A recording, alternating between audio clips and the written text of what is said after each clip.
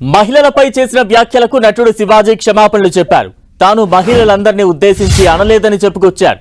Heroines బయటకు వెళ్లినప్పుడు జాగ్రత్తగా ఉంటే సేఫ్ గా ఉంటారని చెప్పారని తెలిపారు శివాజీ. స్త్రీలను అమ్మవారిలాగా భావిస్తారన్నారు. ఆ రెండు పదాలు వాడకుండా ఉండాల్సింది అన్నారు. మంచి చెప్పాలనుకున్నాను, ఎవరిని అవమానించాలనుకోలేదని క్లారిటీ ఇచ్చారు శివాజీ.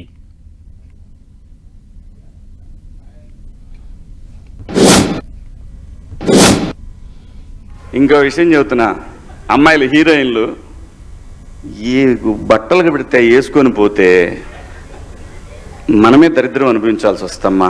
ఏమనుకోవద్దు, హీరోయిన్లు అందరూ మీరు అనుకున్నా నాకు పోయేది లేదు, లాగి పీకుతాం మనం, అది వేరే విషయం.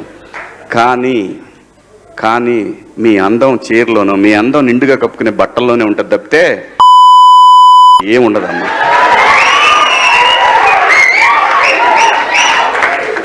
అవి వేసుకున్నంత మాత్రాన చాలామంది చూసినప్పుడు నవ్వుతూ అంటారు, కానీ బట్టలు ఎందుకు వేసుకుని కాస్త మంచి వేసుకోవచ్చుగా, బాగుంటావు కదా అనాలనిపిస్తుంది. లోపల అనలేము. అంటే మళ్ళీ స్త్రీ స్వాతంత్రం లేదా స్వేచ్ఛ లేదు. స్త్రీ అంటే ప్రకృతి, ఎంత అందంగా ఉంటే అంత గౌరవం పెరిగిద్ది.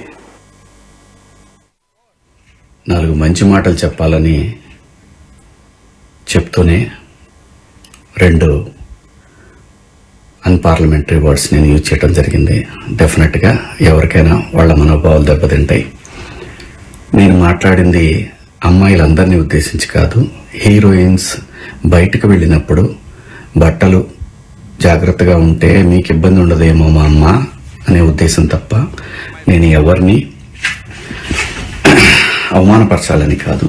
బట్ ఏదైనా 2 అన్పార్లమెంటరీ వర్డ్స్ దొర్లినాయి. దానికి